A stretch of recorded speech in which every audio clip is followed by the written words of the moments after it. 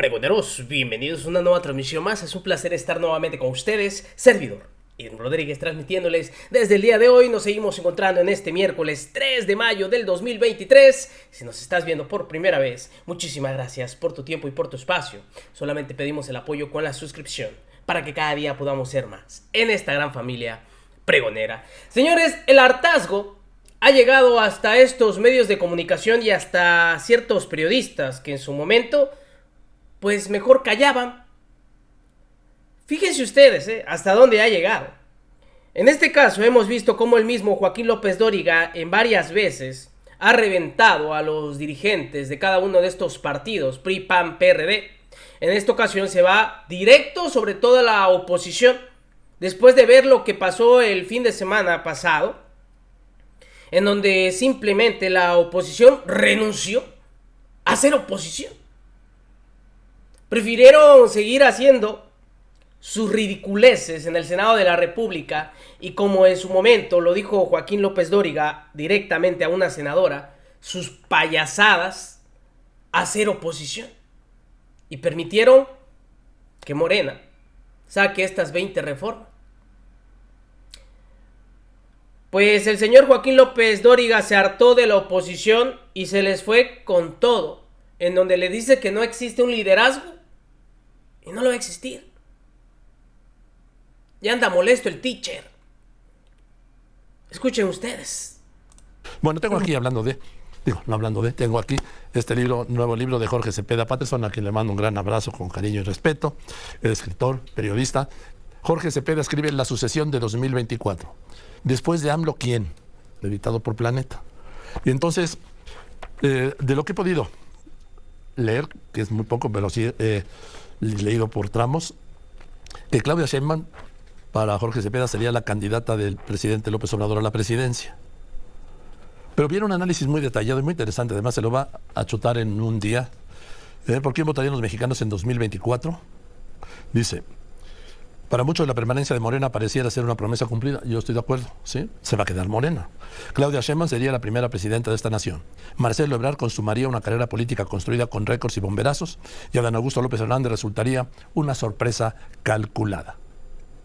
Bueno, dice, va más allá, hace un escrupuloso ejercicio de aproximación y nos cuenta cómo podrían ser las presidencias de Sheinbaum y de Ebrard. Además habla de los otros candidatos, los de la oposición o precandidatos de la oposición, que yo insisto en la oposición, pues no hay hoy ni un liderazgo competitivo ni una estructura partidista que lo respalde. Yo por eso soy de la idea que al día de hoy el candidato de López Obrador o la candidata ganaría las elecciones presidenciales del 2024. ¿Por qué? Porque no hay nadie enfrente. Y porque el que va a ser el jefe de campaña del próximo candidato o candidata se llama Andrés Manuel López Obrador, sin duda alguna. Pues, ¿cómo lo ve? Para el señor Joaquín López Dóriga no hay más. No hay más para la oposición. Por eso es que vemos el ataque también directo hacia el presidente de la República y en su momento el miedo de que, según ellos, aparezca en las boletas. Porque también lo que han llorado es que se quiten las mañaneras, porque para ellos es el acabose. Convocados, pero que no llegaron. A ver, y les decía, esto para ellos simplemente es su pérdida total.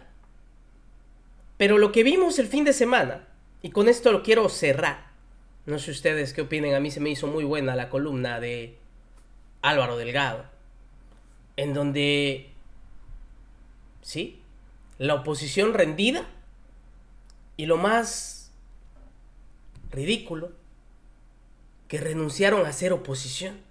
Y eso lo vimos todos. Por eso es que varios medios para el 24 pues ya no le ven cabida. No hay manera de que regrese al poder la coalición. No hay que cantar victoria antes de tiempo, ¿verdad?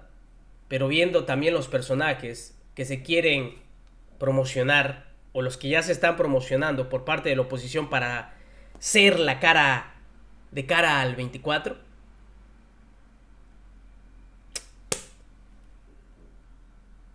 pues no No hay manera. Escuchen. La oposición se rindió. Renunció inclusive a ser oposición. Retobó y se fue literalmente a dormir.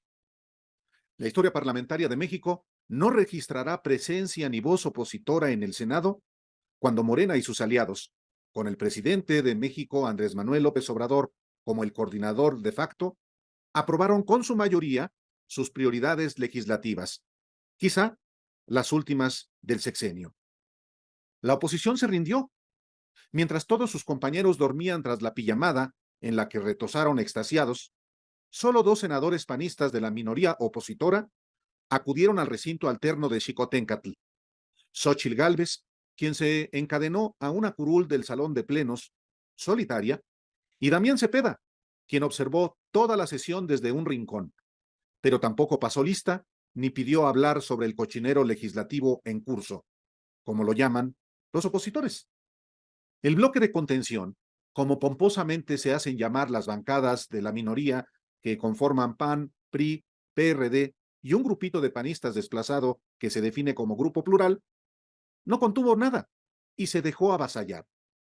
El partido Movimiento Ciudadano, que dice ser distinto al PRIAN, hizo lo mismo. Toda la oposición claudicó, por lo menos, en dejar constancia histórica de sus objeciones a las reformas. Tenían sueño, estaban rendidos, ya están rendidos. Claro, repuestos de la desvelada del jueves por la noche, una vez que doblaron las manos la noche del viernes y la madrugada del sábado, los opositores anuncian, muy envalentonados, que acudirán a la Suprema Corte de Justicia de la Nación para que resuelva lo que ellos no fueron capaces de defender con su presencia y sus argumentos, cómo debe hacerse pese a perder votaciones.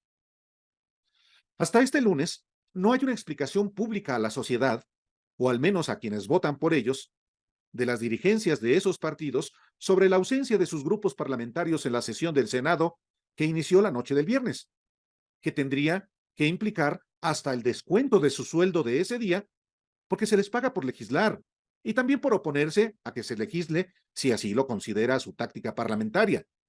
Pero no, la oposición se rindió. Desde la Cámara de Diputados, donde al menos fijaron postura, los opositores advirtieron que no avalarían ninguna de las reformas de Morena y sus aliados, lo que es su derecho. Pero luego denunciaron que el oficialismo impuso su mayoría. Y lo mismo ocurrió en el Senado, solo que la oposición ni siquiera quiso discutir, porque estaba rendida, por el cansancio, sí, pero también políticamente. De hecho, la oposición se rindió desde que, en junio de 2022, anunció una moratoria constitucional. No aprobaría nada. Y así lo hizo. Hizo fracasar las reformas eléctrica y electoral prioritarias para el gobierno del presidente López Obrador. Y tan legítimo es evitar como minoría una reforma constitucional, como en esos 2 casos, que la oposición celebró como victorias, como legítimo es aprobar leyes por mayoría, como acaba de ocurrir en el Senado, sobre todo si ya no habrá más reformas relevantes en lo que resta del sexenio por la disputa electoral.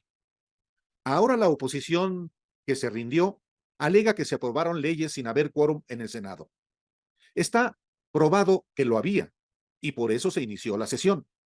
Si más adelante ya no lo hubo, tampoco hubo una voz opositora que pidiera su verificación, como marca el reglamento del Congreso. Esos son los costos de la rendición. Afirman también que, de manera ilegal, se tomó protesta a la suplente de la senadora Claudia Valderas en comisión en Europa, pero tampoco había nadie para acreditarlo. La oposición que se rindió afirma además que nunca había ocurrido un desaseo legislativo como el del viernes y sábado en el Senado. Eso también es falso.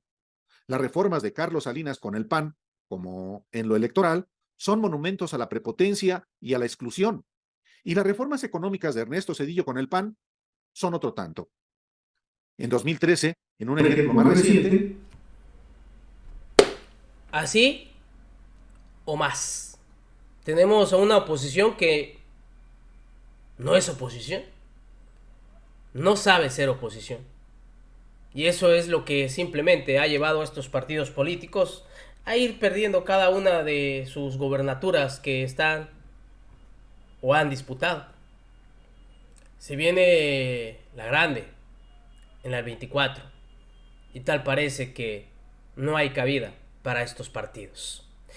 Señores, nos vemos en una siguiente emisión. Que sigan pasando un agradable día.